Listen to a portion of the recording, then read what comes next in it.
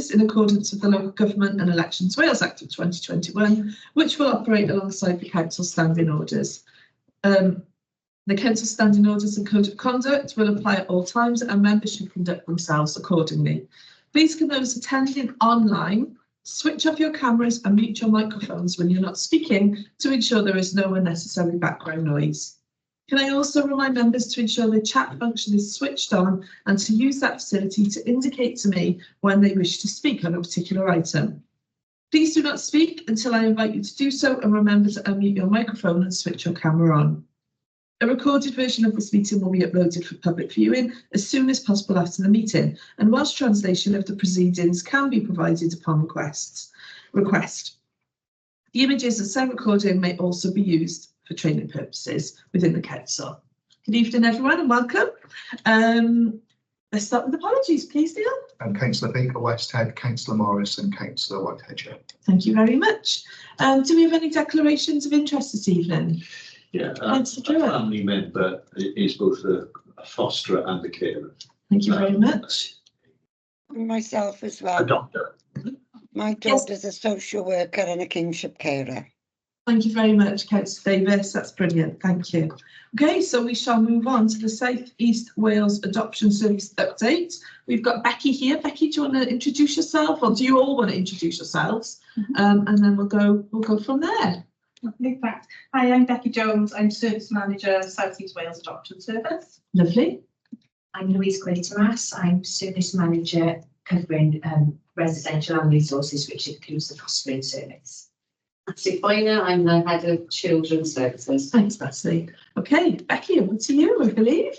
Thank you very much. So I know you've all had a chance to have a report before today, so I thought I'd go through the kind of main points from that.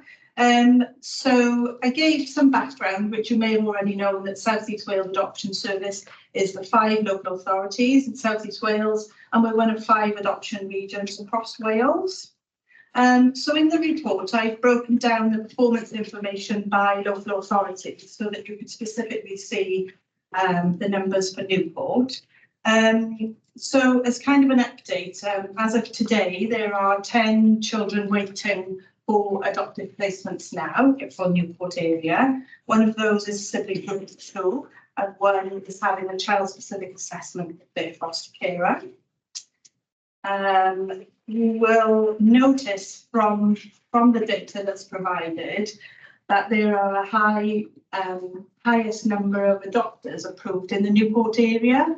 And so as a result of that, this year, our marketing and recruitment campaign, we're still including Newport, but we're focusing more on the other local authorities, because we're aware of the need to recruit adopters for Newport children so that they're not waiting any longer than the children in the other local authorities.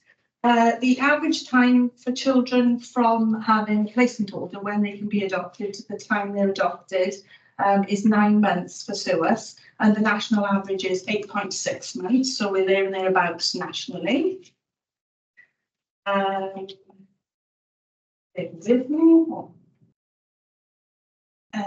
This year, looking at the most recent data, we're looking that we would have placed 16 children from Newport for adoption, and that's actually exactly the same figure as last year. There were also 16 children placed for adoption last year for Newport.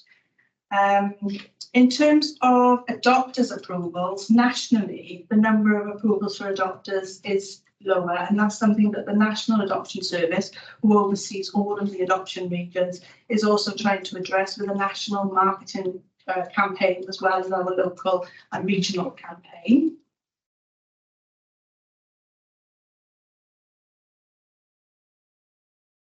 So there's been a great focus, and probably different the last time the report came to this meeting, around adoption support, and the National Service has produced some good practice guides that we've been implementing in SUAS.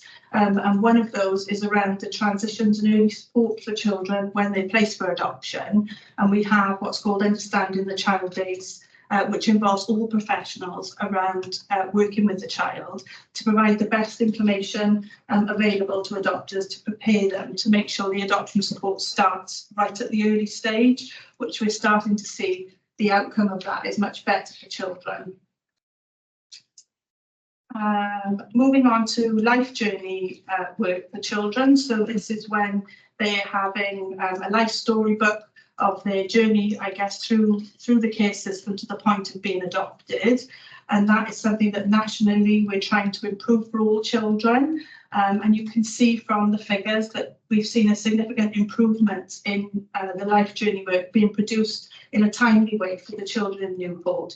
And that's a result of working closely with our life journey work coordinator in SUAS, who is working closely with the childcare social workers to provide the best documents really for children and adopters.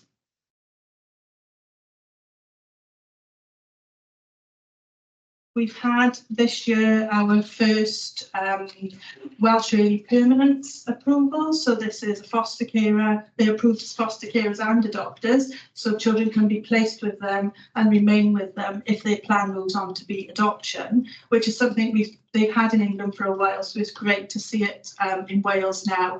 We've had our first placement. So it's part of our plan for the year going forward to recruit more, WEP is the acronym for that, more of those carers to be able to offer that permanency option to children at an early stage, to have just early discussions in care planning. And in terms of adoption support, the data you'll see is in relation to all areas of supporting anyone who's been affected by adoption. So adopted families, adopted adults and birth parents.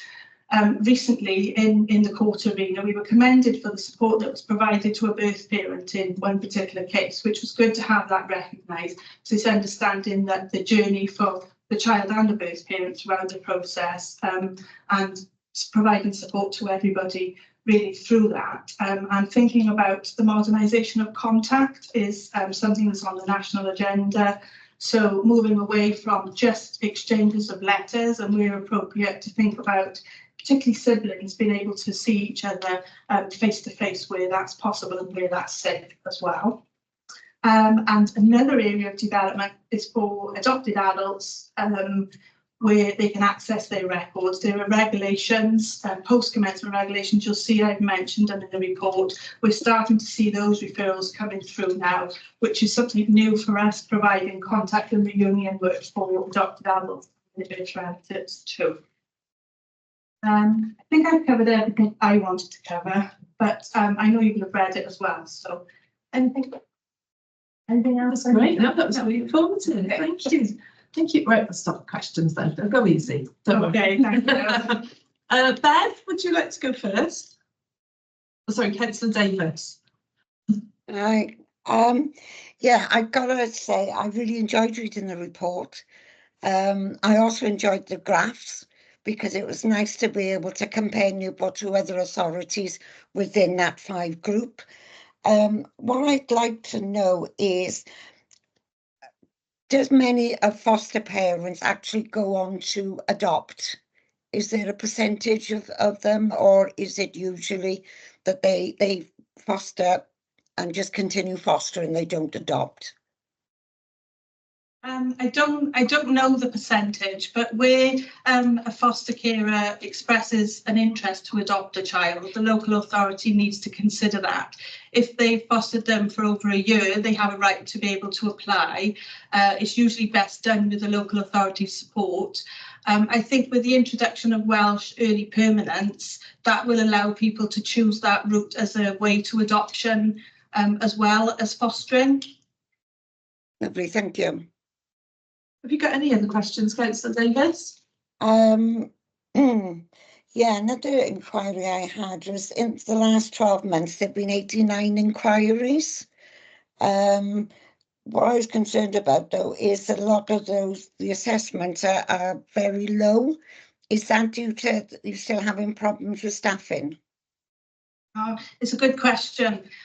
So that's something the National Service has looked at as well. So those inquiries won't have all progressed to go into for a full assessment. That could be reasons that we have maybe decided it wouldn't be appropriate at that time, or it could be the prospective adopters decided not to pursue it. So this year, the National Service have instructed a process really where we'll get back in touch with some people who have inquired to just kind of find out why it didn't progress, so we can start to collate that data for next year then. That's a good idea. It Brilliant, is. thank you.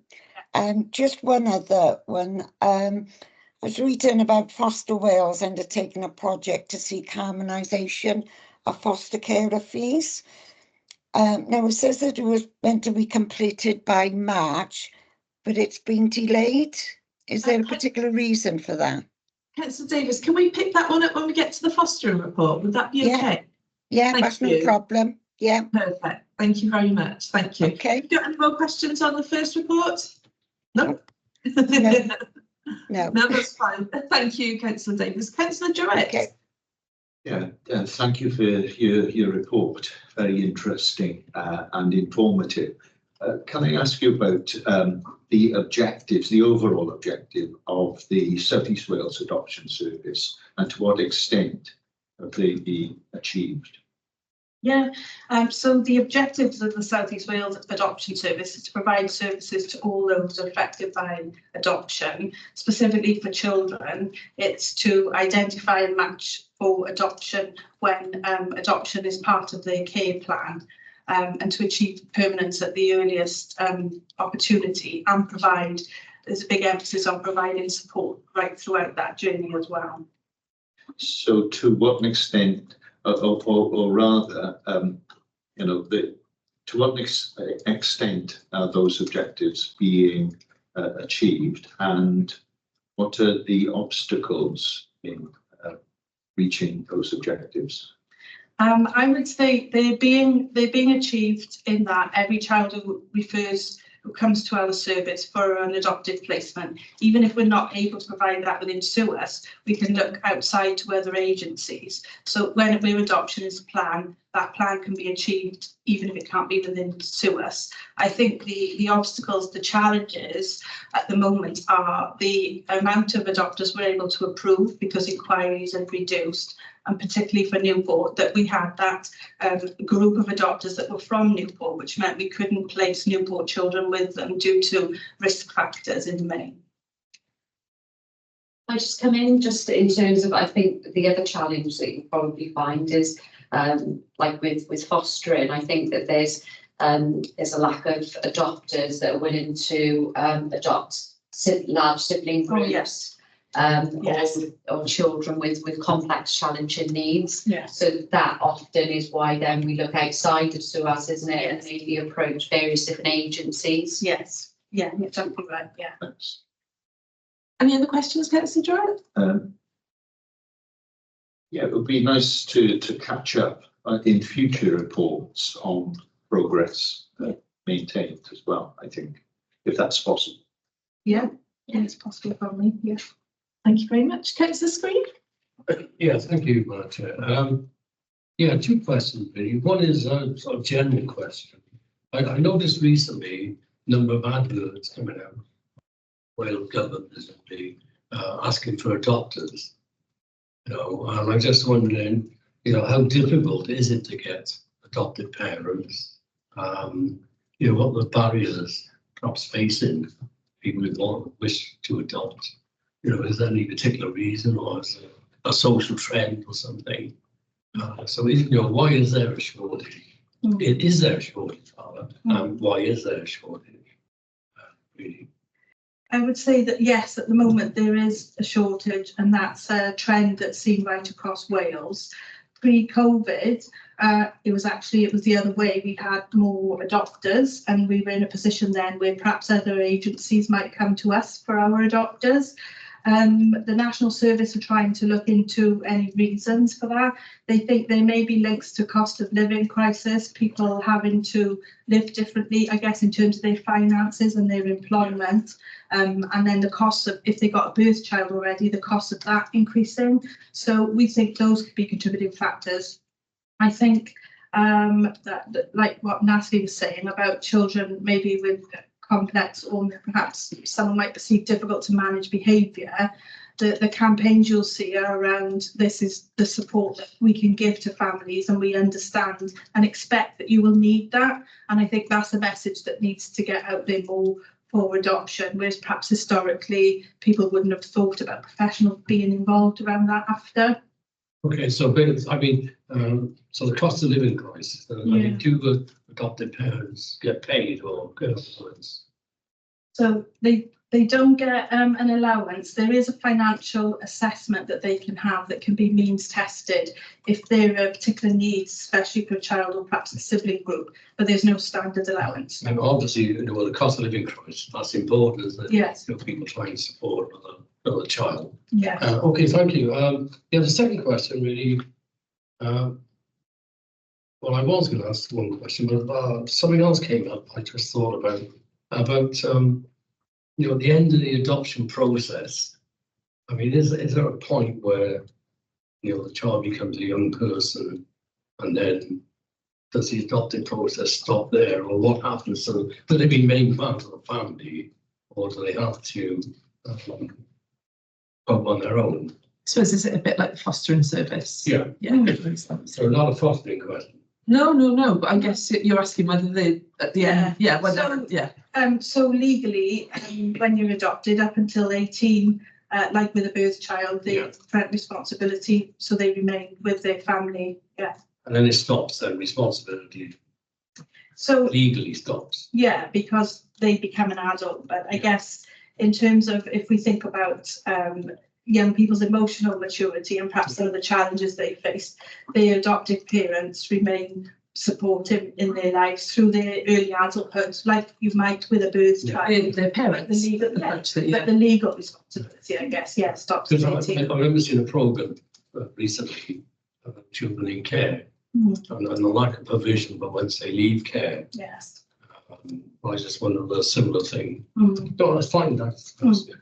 There is, so Adoption UK, who's a partner and voluntary agency, they've got services for adopted adults 18 to 21 now, because recognising that gap and that support need. Yeah. Yeah, thank you, Chair. Thank you. Councillor Pym, do you have any questions? Yes, cheers, Chair. It was just regarding the adoption support. I was just wondering, in terms of like a timeline, how long the adoption support goes on for. Is it for the full age range until that young person becomes gets to the age of 18? And also, is there any counselling or therapy services available for the parents and the family for the years that follow the adoption? So adoption support is available right throughout the adoption journey, after the adoption order and onwards up until adulthood if it's needed. How it's provided is through an assessment of adoption support needs, which is completed through SUAS. And in terms of any therapy support, we are lucky to have access to a psychology service through Health, where they can undertake direct work with families. In the main, that would be with parents first of all, but they would bring a child into those sessions if they thought it was necessary. And in terms of counselling support beyond, there's the service I just mentioned with Adoption UK Connected, which is a service for young people. They also have access to youth counselling that is specific to adoption. Okay. Chair, Sorry, I think Natalie wants to come back. All right, great. Yeah. Councillor Pym, just in terms of also adopters are referred into children's services for additional support. So if there are concerns above and beyond what the adoption service can provide, then children are referred into children's services. And there is occasion where our family support team offers therapeutic intervention for those children. And if there's a potential adoption breakdown, then statutory children's services will become involved as well to support. So they're entitled to any other provision that a birth child would be entitled to. Have you got any other questions, Councillor Pym? Yeah, it was just a follow-up question as to whether there was any training available to parents who adopt the years after, as the child works its way through, you're assuming the teenage years, and would there be additional support and training available? I know that you said that you've organised these events where adoptive parents can meet up as a group. I'm just wondering if there's any specific training that's made available the years after, not the initial period, but as the child grows. Yes, so in terms of training, we would have in a workshop style and would be done as a group.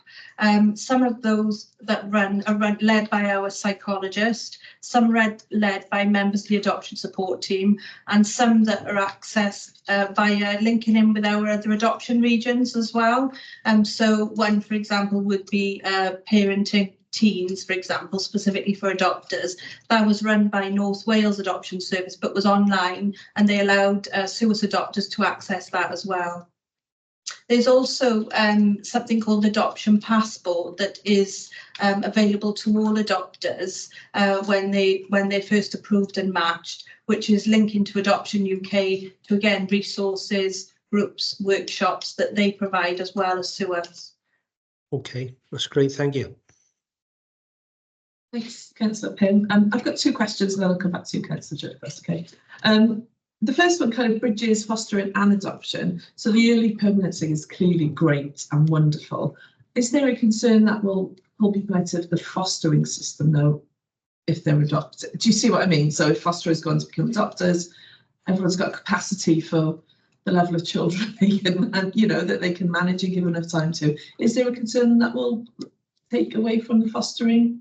I think so. For the Welsh early permanents, if somebody is choosing that route, they probably aren't already a foster carer. I understand. So, okay. Yeah. So they would. So you're bringing new people in. They want to come to adopt, so they know. Yeah. So because it's fairly new for us, we at the moment we've got 1 approved and 2 currently being assessed. So that's where we're at. Excellent. And sorry, to add to that, equally we've got foster parents registered with us. We also have adoptive children, so we do currently have. Oh, wonderful! That kind of place in our current foster carers. They're amazing people. They are. Yeah. And my other question is around the you highlight the challenge around the demand for information post commencement, and you say that you're going to monitor it. When you come to us next year, I'd really love to see some information on that to understand the impact, the levels of contact and all that. If that's okay. Yeah. Sure. Because that's fascinating to me. And yeah, it's something. So the few cases we have now, we've realised the support is needed for the adopted adult and for the birth parent. Absolutely. And in an ideal situation, you'd want separate people to be doing that as well. Because there's mediation, yes, I'd imagine. Exactly that. Yeah. Yeah, but if we could hear more about that next year, which is weird to say, but that would be really lovely. Yeah. Thank you. Councillor Druitt, did you have another question? Yeah, thanks. Newport City Council has recently put protected characteristics status on previously cared for persons. Does foster children come into that category? No, because they're not care leavers. Okay. Once they're adopted, they cease to be in care. So then they don't leave care as a care leaver, if that makes sense. So they're not within that category. Thanks. Thank you very much. Okay, if that's it for questions, should we go on to our recommendations? If that's okay, Neil. Thank you. Capture Councillor David's comment about appreciate the graphs. It was good to see how Newport compared with other local authorities. Councillor Druitt's comment about it would be nice to capture in future reports and updates of progress being made. I did recall a part of your comment about the levels of contact, Chair. Oh yes, so this is around information being requested post commencement. So once adopted adults want more information about their birth parents. And I'd like some more information on that, how that's progressing and the impact on the service, if that's okay next year, because it seems like it's fairly new, you're monitoring it. So, yeah. Apart from those comments, was there any other comments or recommendations the committee would like to leave for this? Yeah, just one, Chair. On the question of recruitment of foster carers. Just perhaps you could have an update how successful the advertising campaign has been in terms of increasing the pool of people who want to be adopters. So is that the national campaign? I don't think that's it, yeah. How is it fed into South East Wales? Yeah, if there was any noticeable increase in people coming forward, given the the difficulties you outlined. That's great. If you've got anything else for us, so are you happy? We're happy. We're all good. Should we move on to fostering? Is that yes? Okay, Yes, take it away, Louise. Thank you. So I've been in this post visiting fostering for 6 months. So what I would say is I would welcome any future information that you want, because I've tried to give an overall picture here, and I'll just run through the paper. It's okay. Yeah. So notably, the numbers fluctuate slightly, but our looked after population is around 349 children at the moment, cared for with local authority foster carers amongst supported lodgings, independent fostering agency carers, which is kind of private, on the whole, private companies and residential homes. We've also got some foster carers who are family members caring for relatives. Of all of our children who are living with foster carers, around 83% of those are with our own fostering arrangements, which is quite a number to be proud of, I think. Our priority is to keep children as close to home as possible, if that is appropriate. And we'll come on to it in a minute anyway, but we've got a big drive to recruit local families, so Newport families, to offer foster placements within our boundaries. So, eliminate profit from care. I'm not sure if you're familiar with this government agenda. I expect so at the moment. But we've got the Welsh Government programme towards eliminating profit from care, spans all of our provider services, so that's fostering as well as residential. And as I said, we've got some children placed with, we call them IFAs, Independent Fostering Associations, but our numbers actually comparatively across authorities are very low. So we've only got 22 of our looked after children placed with commercial IFA carers. I've put in a little chart actually on page 28 of the paper, which just shows that our numbers have decreased over the past 5 years. So there has been quite considerable work done as part of the recruitment for foster carers to look at reducing our reliance on IFA carers, particularly in line with working towards eliminate. We've got one placement at the moment for parent and child foster placement, so a parent with a young baby, which is commissioned by an independent fostering agency at the moment. But that's one of the pieces of work that we've got a team that we've had grant funded for a period of time around supporting us in working towards eliminating profit. Some of that is around supporting fostering recruitment. One specific element we're looking at as well is parent and child fostering. So we've just commissioned some quite bespoke training to be developed for Newport for us to be able to proactively support foster carers who would look after parents and babies. And moving on from that, we'll have a specific recruitment drive. Bear with me, sorry. Shall I move on to recruitment next? Yeah. Go with it. Information is there. Okay, so in terms of recruitment, we're very lucky actually. We were successful in a 2-year fixed term post of a recruitment officer. So we now have somebody who sits within our fostering team whose sole job is to organise and undertake recruitment activity, but also be that point of call to take inquiries for us as well, which is amazing. And we would really love that to continue. As it stands, we've got that post for this financial year, so up until March, 25. Yeah. I think what year we're in. I know, it's crazy. And I've just noted there some of the recruitment activity that's been undertaken. So, you know, presence at local supermarkets, coffee mornings, etc. We've had some campaigns in Newport Market, Newport County have been really supportive. So we've been very, very lucky there.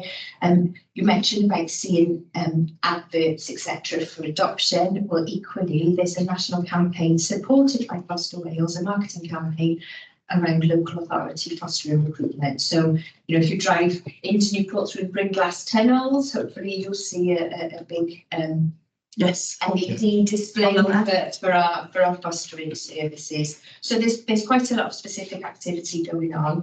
I have just put a little table in the bottom, just so that you can understand how that transpires though as well. So there's an awful lot of effort going in, as I say, and we have had 89 inquiries in the last 12 months. In reality, what that's given to us is 8 additional fostering households with 9 registered placements. That's about 10%. Yeah, okay. So not all inquiries want to progress, but we make sure that we're recording that. And equally, I think that's something probably we can add into the next paper, because we are doing some work. So our recruitment officer is trying to help us unpick and understand how that translates. So that's data that we are collecting at the moment. Fees. So foster carer fees. There are 2 elements to foster carer fees. The Welsh Government suggest the increase that we apply to foster carer fees, which this year, luckily, we've balanced our budget so we could do that to the foster allowance in entirety. So again, there's just some information in there. So now the average annual cost per child placed with a foster carer is just under £20,000.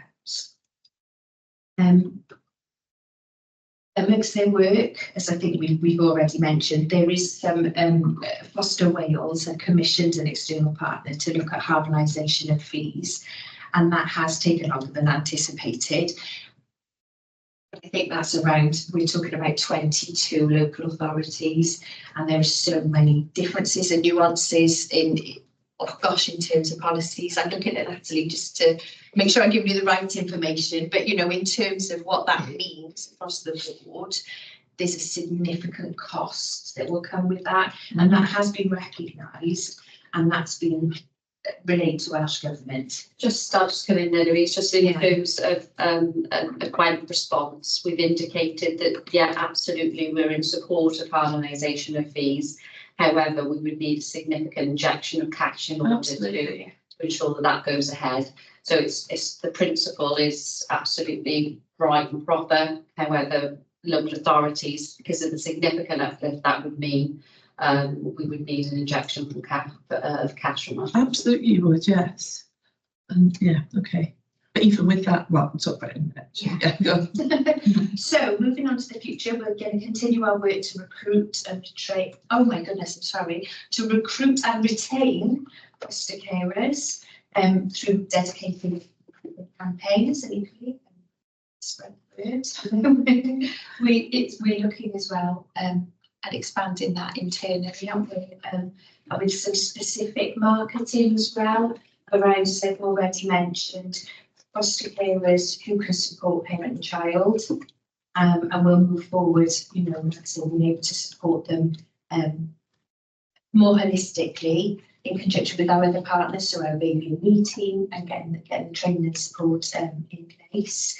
And also we're looking at developing specialist fostering placements with a psychological support team, and that's to avoid residential admissions unless it's absolutely in the best interest of the child. I've noted some risks there, which I think are probably the same as the last time you met, and might be something that we will be talking about for quite some time, but it is sufficient number of foster carers to meet demands, and that is ongoing. And I say we've got lots of work that's going on to try and increase that, but nonetheless we're not quite there yet. And insufficient specialist carers to support children with the most complex needs. And again, we've got some work going on to be able to support that in terms of our children who present behaviours that challenge us. sometimes some children might end up in a residential provision where ideally we would be looking at foster care being more in their interest at a young age. But it's similar issues in terms of fostering as it is in adoption, in terms of the large sibling groups, and also those teenagers. So that I know that that's a priority for Foster Wales, and it's a priority for Foster Newport as well, in terms of trying to target foster carers that are willing to care for those children, and really, I suppose, evidence the support packages that we can offer to carers in order to keep those children within their care.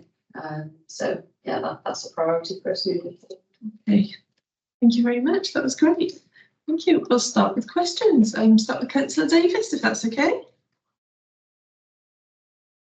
Yeah, thank you, Chair. I just wanted to bring up what I asked earlier, really. You've mentioned about the carer fees, which I fully understand now. The work was due to complete at the end of March, but it was delayed. What was the reason for that?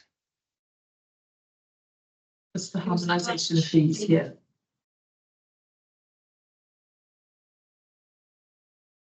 March 2024, it was put in there, Wasn't it? I beg your pardon, yes. So it was due to complete last month.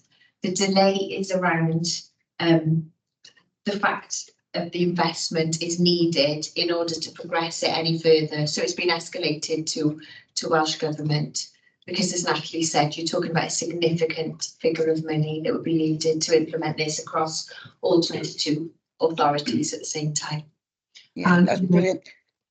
Sorry, Councillor Davis. Sorry, that's great to know, and it is unfortunate that lack of money is causing that problem, and it seems to be, it all comes back to a lack of money. What I also want to commend you on is your mother and baby fostering. We were talking about this prior to the meeting, and I think it's absolutely wonderful, because it keeps mother and baby together, especially if you've got a young mum, no family. And by doing that, it makes sure that there's no future problems, by being able to keep them together. And for that young mum to learn from a mentor stops that child having problems in the future. You're more likely to be able to keep that unit together. Do you know what I mean? Increased life chances for mum and baby. Yeah, we're really excited about developing that, absolutely. And on that note, just so I don't say it later, I'd love to hear more about that next year, and next year's report if possible. So assume most definitely. You get I'd just like to say well done to you all. It's a fantastic job you do, and I take my hat off to you. Well done. Thank you, Councillor Davis. That's lovely. Thank you. Yeah. Councillor Jewett. Thank you for the report, Louise. So the key priorities at the top of the report, there's a phrase: the best families for our adopted children. What actually does that mean? Does it mean families matched to specific children? Sorry, mine's the fostering report. That being option, that might be Becky's report. But absolutely, we want the best foster families for our children. So I would echo the same statement. Yes, I apologise. No, that's right. It is. That is, yeah. Equally, yeah. And our goal. I guess cultural considerations play a big part in all that sort of stuff. And, yeah. Thank you. Do you have any other questions, Councillor Jewett? No, I don't. Thank you very much.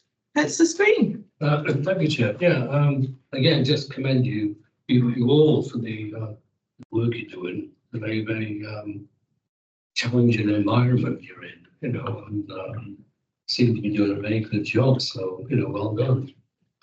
Just two questions. One is, again, on recruitment.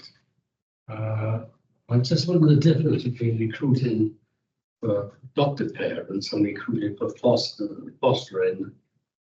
You seem to be able to recruit more or higher numbers of foster carers than with adopted parents. So again, so I mean, both running a national advertising campaign, you know, and again, I go back to, you know, what are the main barriers that are, you know, differences between the two, you know, is About the fostering element. So I think in terms of fostering, there are different types of fostering that you can undertake. So we have some carers who will only be short break carers. So they might have children weekend a month, or, you know, only on weekends, etc.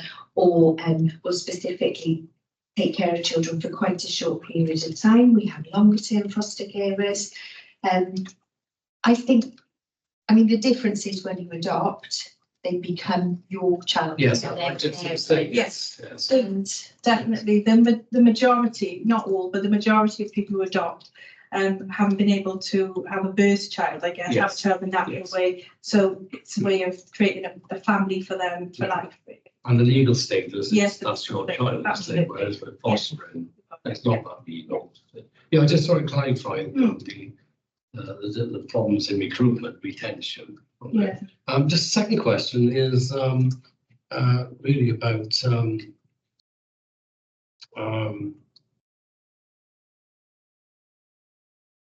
yeah, how are you monitoring the experience of children in fostering? You know, you talk about getting in feedback, information from them, how you can improve that fostering service. I mean, do you have a mechanism in place to do that? We do that regularly. So the way that it works with children who are in fostering families is they'll have their what we call childcare social worker. So the social worker who oversees their care package, if you like, who will be visiting and in touch with them. And equally, we've got a fostering social worker, so a supervising social worker who will be making visits. And we have processes in place to be able to review foster carers, and as part of that, we document feedback from the children and young people, equally from their childcare social workers and other professionals. So we try and capture that from every avenue, and that is pulled together in a review document about a particular carer. So it is something that's ongoing and is evident. Yes, I mean, I was thinking about some levels of satisfaction, but of course you can't like that. Yes, it is, because that's what we're asking them quite clearly. Yeah. But young children, particularly, would say, "Well, I don't like that person." Mistakes that they like. So I suppose it's difficult, but But that is captured. So you know, we'll have all sorts of comments noted, and it might be, I don't like it because it made me go to bed at whatever time. You know, whatever is said is I don't documented. want to bring it down to customer satisfaction levels. You know, it's got to be more sophisticated than that. But It's important to keep checking it, absolutely, because it's quality assurance, isn't it? Yeah. And so we have got those functions in place. As I say, that is all evidence to report. Do you have data that show that?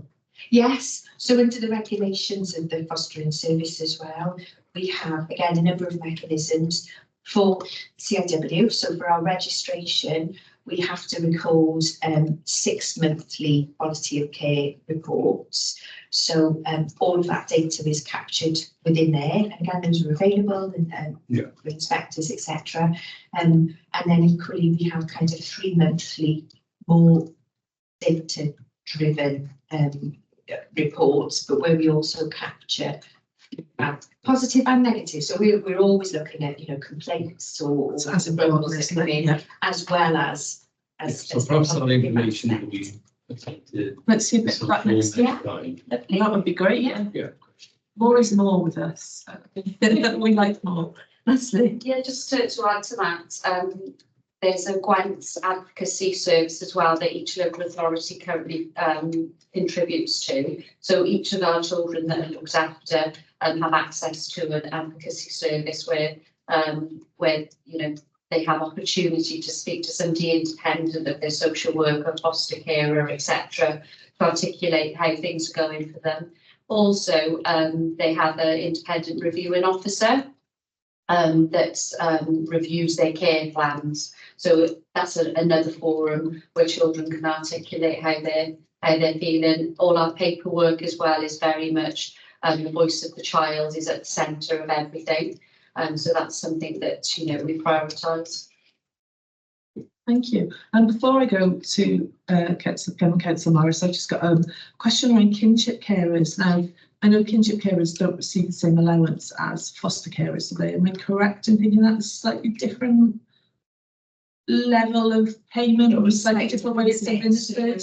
It sits in a different fund now. Yes. Fostering and our kinship care, so that doesn't actually fall into me. Oh, right. So I can get information for you, but that actually sits under a different service. Because clearly kinship caring is the best option quite often for a child that stays with somebody that's close to them. But okay, yeah, we'll talk about I can get that detail for you. that. Would be really interesting. Yeah, yeah. Taking on current points, obviously we recognise that remaining with family is really important. So Newport developed what's called a family and friends team. Okay. And in that team, kinship carers and special guardianship carers receive support from that social work team. That's great. So that sits outside of the central fostering team, because essentially what we want to move away from care orders for children, and actually we want children to be sat within their family and friends, or whatever works. Yeah, I understand there's a difference in the allowance, and I was interested in if that had an impact on, obviously people want to take in their own, you know, niece, nephew, whatever, but yeah, I was just interested in that. That's fine. Thank you. Okay, thank you. Councillor Pym, do you have any questions? Yeah, I've got two. I hope they're questions and not points. Just wondering if is there like a not benefits, but some kind of any initiatives out there that you work in partnership with, for example, like Newport Live. Is there any partnership work whereby foster parents and foster kids could go as families? Do they get discount anywhere? Is there anything like that? So in my profession, we got the blue light discount. So there's kind of perks and rewards for, you know, being in the emergency services. I'm just wondering if there's any perks or rewards beyond the payment that you get from the local authority for being a foster parent, and how that could be passed on as a family with a foster kid. There are indeed, and actually foster carers can have blue light cards. So they are one of the professionals that is entitled to the blue light card discount. So we've got lots of foster carers who've signed up to that. In terms of Newport Live, we offer free gym membership to our foster families. Our recruitment officer is working very hard as well with local companies to look at additional perks that we can look at and we can share with our foster carers. They have access to the same wellbeing support that we have as local authority employees. So we've just signed up to a new wellbeing, is it called Viva? Yeah. We've just signed up to a new employee wellbeing support service. We've brought in that extra element so that our foster carers can access that as well.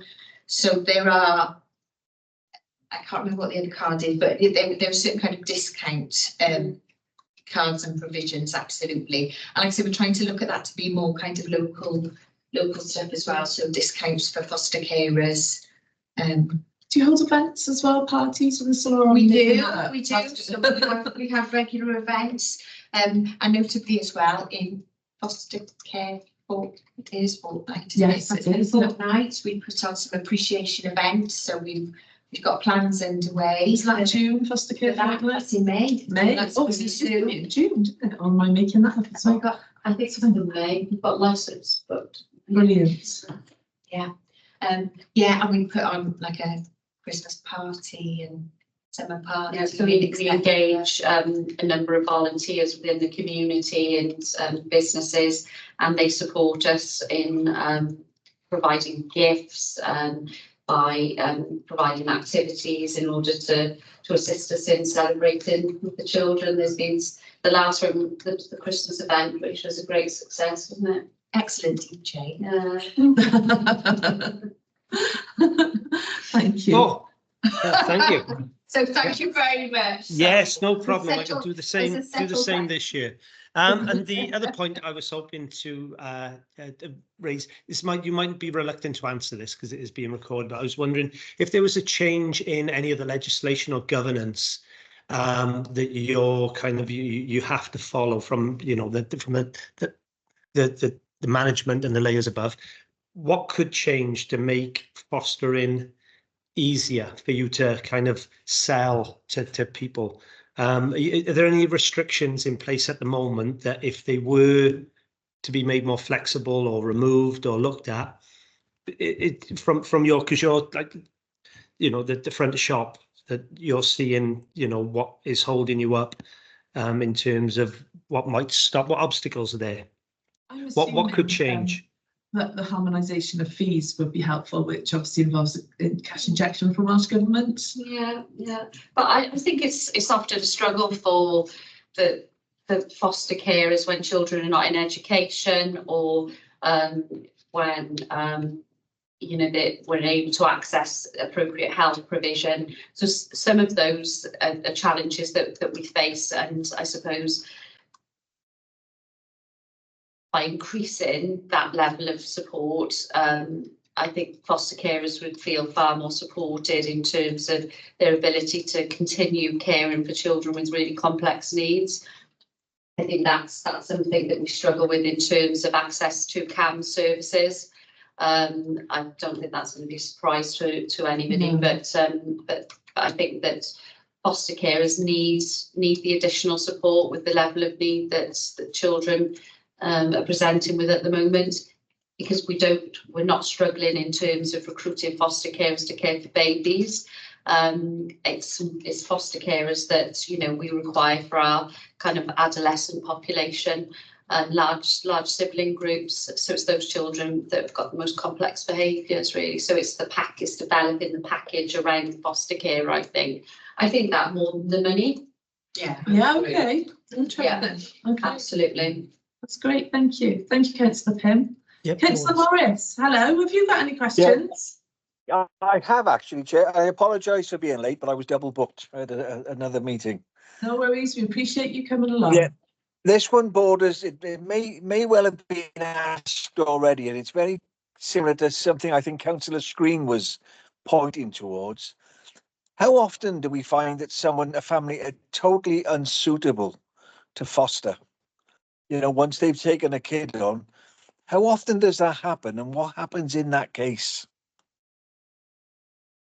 Oh, I would say in terms of unsuitability, that will be picked up as part of the assessment process. It's very in depth, the assessment to become a foster carer. So all the information that's pulled together around around prospective foster carers and those around them, so their own children, adults, and those who are linked to them, and all of that information is then set before an independent panel. So there's a lot of scrutiny. It's not particularly easy process to become registered as a foster carer. There are also regular reviews of foster carer reviews that are undertaken annually as well, and that goes again to a panel, and myself as ADM, so agency decision maker, have to sign off to say that we'll continue to support the approval of foster carers. They're also subject to the same, I suppose, scrutiny as us as professionals. So, for example, if there was any type of allegation made, then we would have to investigate that as any other professional. So there are lots of mechanisms in which we can we monitor any presenting concerns, and essentially foster carers can be deregistered. So in a sense, then alarm bells should ring very, very quickly. Yeah. Absolutely. Thanks for that. Yeah. Thank you, Councillor Morris. Thanks, Chair. Thank you. I'm just going to bring in Councillor Marshall to see if he wants to add anything before we go on to comments and recommendations. Councillor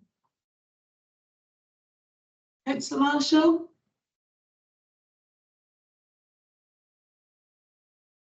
James will always feel like a seance to me. That's fine. Maybe he's having signal issues. That's no problem at all. Shall we move on to comments and recommendations? Are we all happy to do so? Yeah. Okay, Neil, over to you.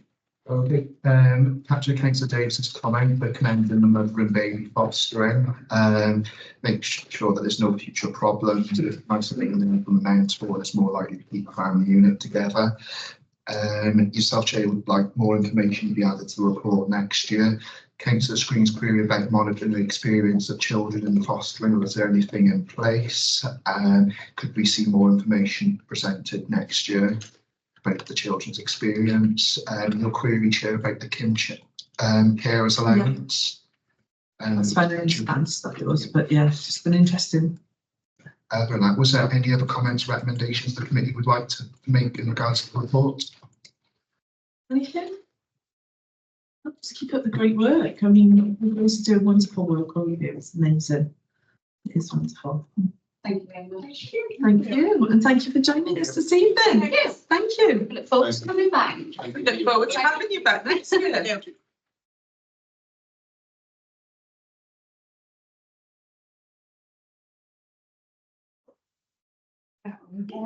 Yeah, I'm still in the doors as well. Bye,